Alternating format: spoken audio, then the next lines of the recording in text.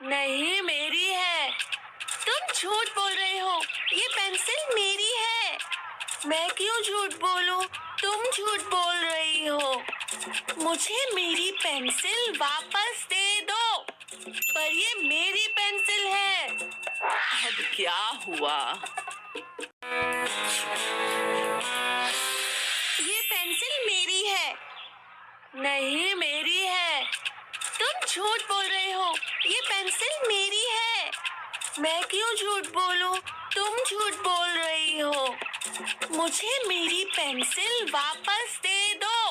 पर ये मेरी पेंसिल है। अब क्या हुआ? तुम दोनों किस चीज को लेकर झगड़ रहे हो? दादी माँ, ये पेंसिल मेरी है। नहीं दादी माँ, ये पेंसिल मेरी है। मुझे दिखाओ।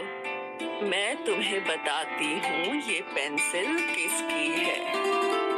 ये पेंसिल मधुरा की है। हाँ, मेरी पेंसिल। लेकिन मेरी पेंसिल भी ऐसी ही थी दादी। मुझे पता है हर्ष, लेकिन ये पेंसिल मधुरा की है। कैसे दादी? आपको कैसे पता कि ये पेंसिल लेकिन मेरी पेंसिल भी ऐसी ही थी दादी। मुझे पता है हर्ष, लेकिन ये पेंसिल मधुरा की है। कैसे दादी? आपको कैसे पता कि ये पेंसिल मधुरा की है? मधुरा लिखते लिखते पेंसिल मुंह में डालती है तो उसके दांतों के निशान पेंसिल पे गड़ जाते हैं। ये देखो, यहाँ निशान है। हाँ, है। और हर्ष, शायद तुम्हारी पेंसिल कहीं खो गई हो। मैं तुम्हें नई पेंसिल देती हूँ। ठीक है दादी। दादी, आप तो बहुत होशियार हैं। आपने झट से पेंसिल पहचान ली। वो तो मैं हूँ, लेकिन गौतम बुद्ध से होशियार नहीं हूँ। गौतम बुद्ध कौन है?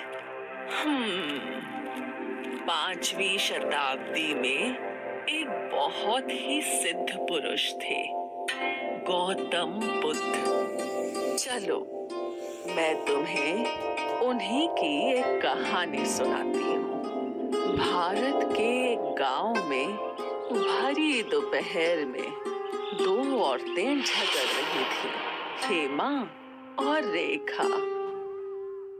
तुम मेरा बेटा चोरी करना चाहती हो। ये मेरा बेटा है, तुम इसे चोरी कर रही हो। उल्टा चोर कोतवाल को डांटे। ये मेरा बेटा है। क्या बहन, क्यों झूठ बोल रही हो? मैं झूठ बोल रही हूँ या तुम? मैं अपने बेटे के लिए झूठ क्यों बोलूंगी? इन दोनों का झगड़ा सुन कुछ लोग वहां जमा हो गए। उनमें से एक ने सुझाव दिया, तुम दोनों बच्चे की कसम खाओ। मैं बच्चे की कसम खाती हूँ कि ये मेरा बेटा है। बहन, मेरे मुन्ने की झूठी कसम मत खाओ। ये मेरा मुन्ना है। सभी लोग उलझन में पड़ गए कि आखिर ये बच्चा है किसका। अंत में वो दोनों औरतें बच्चे को लेकर गौतम बुद्ध के पास गई। गौतम बुद्ध अपने ज्ञान पेड़ के नीचे बैठे थे। दोनों ने उन्हें अपनी समस्या बताई। इसका उपाय बहुत सरल है। गौतम बुद्ध उठे और उन्होंने एक लकड़ी की सहायता से दोनों औरतों के बगल से एक बड़ा सा गोला बना दिया। ये क्या है महाराज? ये तुम्हारी समस्या का समाधान है। वो कैसे महाराज?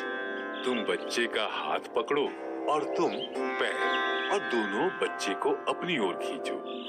तुम दोनों में से जो भी बच्चे को अपनी ओर गोले के बाहर तक खींच पाएगा इस बच्चे की माँ वही है। गौतम बुद्ध के कहने पर दोनों ने बच्चे को खींचना शुरू किया। कभी हेमा उसे अपनी ओर खींचती तो कभी रेखा। ये सिलसिला कुछ देर तक चलता रहा और बच्चा दर्द के मारे रोने लगा। बच्चे को रोता देख रेखा ने उसके हाथ छोड़ दिए और हेमा बच्चे को गोले के बाहर ले गई।